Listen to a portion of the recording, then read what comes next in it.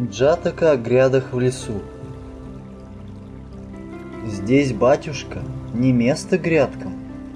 Это учитель произнес в роще Джеты по поводу одного мирянина, заботившегося о своем отце. Родом он был из бедной семьи. Когда мать умерла, ему пришлось содержать старика отца. Он вставал рано и, едва умывшись и почистив зубы, шел на паденщину. Когда пахать, когда на разную домашнюю работу. А на свой заработок покупал рис и готовил отцу поесть. И вот однажды отец сказал ему: «Сынок, тебе теперь приходится и домашнее хозяйство вести, и деньги зарабатывать. Что, если я тебя женю? Домашнее хозяйство ляжет тогда на жену». «Не стоит, батюшка. Появится у нас в доме женщина, так ни тебе, ни мне покоя не будет. Лучше без этого обойтись. Я о тебе буду заботиться, пока ты жив, а там уж видно будет». Отец все же женил сына против его воли. Невестка попалась работящая, покладистая, ни свекру, ни мужу не перечил. Муж был рад, что она оказалась послушной, и смотрел за стариком, и весь свой заработок приносить стал ей. Она уж сама распоряжалась деньгами и свекру еду готовила. И тут ей пришло на ум: чего бы муж не принес в дом, все отдает мне. Наверное, отец ему в тягость. Попробую-ка я настроить как-нибудь мужа против свекра и выживу старика из дома. И она принялась за дело. Подаст старику то слишком горячей воды, то слишком холодной, кашу то пересолит, а то недосолит, то сварит слишком густую, а то слишком жидкую. Так она всячески старалась его раздражать, а когда он сердился, то поднимала крик и шла на ссоры. На этого старика, мол, угодить невозможно. Раз наплевала она в разных местах и наябедничала мужу. Ты посмотри, что твой отец делает, а стоит мне ему слово сказать, так он злится. Не могу я с ним жить в одном доме. Знаешь, милая, сказал муж, ты еще молода, приживешься и в другом месте, а старику идти из дома некуда. Если ты его терпеть не можешь, то сама уходи. Жена перепугалась и бросилась свекру в ноги. Простите меня, больше такого не будет. С тех пор все в доме стало по-прежнему, а муж был несколько дней так этим делами удручен, что и к учителю не приходил послушать проповедь Дхармы. Когда жена его образумилась, он снова пришел. «Почему ты, мирянин, целую неделю не приходил к нам послушать Дхарму?» — спросил его учитель. Тот все ему рассказал. «На этот раз все обошлось», — сказал учитель. «Ты и не поддался, и не выгнал отца из дома. А вот в прошлом вышло иначе. Ты пошел на поводу у жены и повез своего отца на кладбище. Там бы ему и конец пришел. Хорошо, что я рядом оказался. Я ведь тогда был твоим 7-летним сыном, заступился за старика и не дал совершиться отцеубийству. Ты внял мне в тот раз и согласился кормить и опекать своего старого отца до самой его кончины, а потому и возродился после на небесах. И знаешь ли, почему ты не послушался теперь своей жены? Это я тебе тогда еще наказал, чтобы ты заботился о своих родителях во всех грядущих жизнях, а не только в той». И по просьбе мирянина учитель рассказал о былом. Давным-давно в Варанаси правил царь Брахмадатта. Тогда в одной семье, что жила в какой-то деревне царства Каши, был один единственный сын, и звали его Васиштха. Он кормил своих престарелых родителей, а когда мать его умерла, стал один ухаживать за отцом. Короче, все происходило почти так же, как и на этот раз. Разница только вот в чем. Жена тогда не просто сказала: «Ты посмотри, что твой отец делает», а стоит ему слово сказать, так он злится. Она еще добавила: «Господин, отец у тебя груб, сварлив, только и ищет ссор. Не могу я с ним жить в одном доме. К тому же сегодня-завтра ему помирать.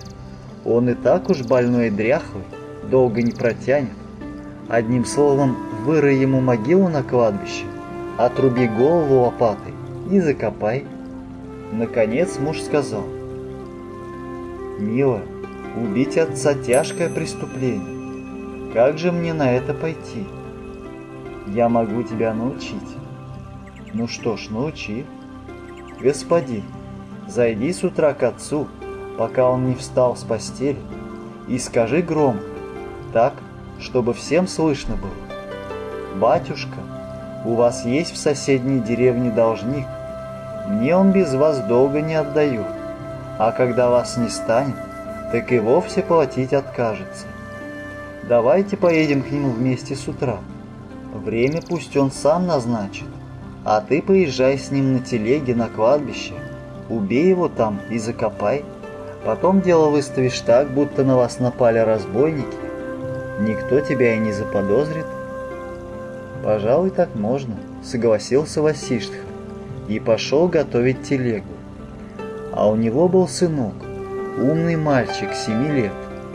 Он услыхал слова матери и подумал: «У меня мать злодейка, она подбивает отца, чтобы он убил дедушку, только я ему убить дедушку не дам». И он незаметно лег спать вместе с дедом. Васиштха наутро в назначенный час запряг волов и позвал отца. Поехали, батюшка, к должнику. А мальчик забрался в телегу раньше деда, и Васиштха не решился его прогнать. Так и приехали на кладбище втроем. Дед с мальчиком продолжали сидеть в телеге, а Васиштха взял заступ и корзину, в какой землю таскают, выбрал укромное место и стал копать там 4-угольную яму. Тут мальчик слез с телеги, тихонько подошел к отцу и с простодушным видом спросил: «Здесь, батюшка, не место грядка, ты лес не путай с огородом, в густом лесу среди погоста, к чему ты эту яму роешь?» Отец ответил: «Наш дедушка совсем стал дряхлым и хворями вконец измучен. Такая жизнь ему не в радость, пора бы лечь ему в могилу». Тогда мальчик про себя сказал: «Кровавое задумал дело». Отец, ожесточившись сердцем, забрал он у отца лопату и стал рядом копать другую яму. Отец подошел и спросил: «Сынок, а ты зачем яму копаешь?» Сын объяснил: «Отец, когда ты постареешь, я также поступлю с тобою и соблюду обычаи рода. Ты у меня в могилу ляжешь». Отец воскликнул: «Ты дерзко отвечаешь старшим и лютой злобой переполнен. Неужто ты, дитя родное, отца подталкиваешь к смерти?» Разумный мальчик отвечал: «Нет, батюшка, какая злоба, я лишь добра тебе желаю, но ты замыслил злодеяние, и удержать тебя придется. Кто мать или отца, Васиштха, безвинных, кротких, злобно мучит, тот после расставания с телом в ад попадает непременно. Но кто отца и мать родную поддерживает и лелеет, тот после расставания с телом в рай попадает непременно». Услышав эти речи о Дхарме из уст своего сына, отец промолвил: «Видать, сынок, что ты не враг мне, и только благо мне желаешь. Я ж чуть не стал отца-убийцей, жена к греху меня склонила». «Батюшка», — сказал ему на это мальчик, — «если стерве потакать, она в грехах удержу знать не будет. Надо мою мать так проучить, чтобы она впредь ни о чем подобном не смела и подумать. Твоя жена неблагородна, и хоть она мне мать родная, гони ее скорее из дома, иначе бед не оберешься. Послушался Васиштха своего умного сына, просветлело у него на сердце. «Поехали домой, сынок», — сказал он, и вместе с сыном и стариком-отцом отправился назад. А паскудница жена сидела дома, рада радешенька. Выгнал я из дома мое злосчастье. Она обмазала пол свежим коровьим навозом, сготовила обед и села дожидаться мужа. И вдруг видит, они приехали вместе. Разозлилась она и давай бранить мужа. «Ах ты, олух, на что ты наше злосчастье обратно привез?» Васиштха слова худого не говоря, распряг волов, а потом как прикрикнет: «Что ты негодное посмела сказать?» Задал он ей хорошую трепку и выволок ее за ноги из дома. «Вон отсюда, чтобы и духу твоего здесь не было». Он принес старику и мальчику воды умыться, умылся сам, и все трое сели обедать.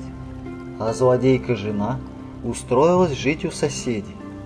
Тут сын и говорит отцу: «Батюшка, моя мать пока еще ничего не поняла. Надо бы ее как следует окоротить. Ты сделай, пожалуй, вот как.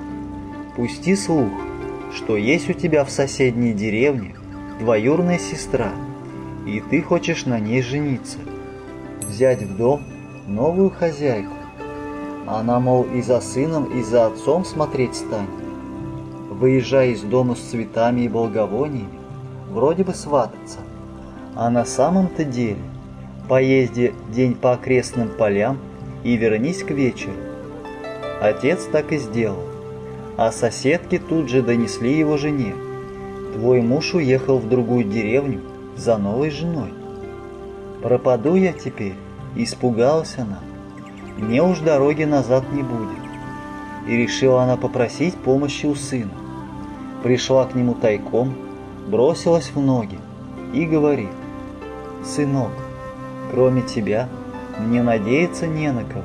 Обещаю тебе, я теперь и отца твоего, и твоего деда почитать буду, как святыни в храме, лишь бы ты помог мне вернуться домой». «Ладно, матушка, постараюсь, раз ты такое пообещала. Смотри только, слово держи», — сказал мальчик. А когда приехал домой отец, он попросил: «Твоя жена неблагородна, но ведь она мне мать родная. Она смирилась и покорна, пусти ее домой обратно». Так мальчику удалось вернуть мать домой. Пришла она, повинилась перед мужем и свекром, и с тех самых пор стала кроткой, следовала во всем дхарме и угождала домашним. И оба они, и отец, и мать, следовали наставлениям мальчика, приносили дары и совершали иные благие дела, и после смерти возродились на небесах. Рассказав эту историю, учитель изъяснил арийские положения и отождествил перерождение. Отец, сын и сноха те же, что и теперь, а умным мальчиком был я сам. Мирянин, вняв изъяснению, обрел плод прорезавшегося слуха.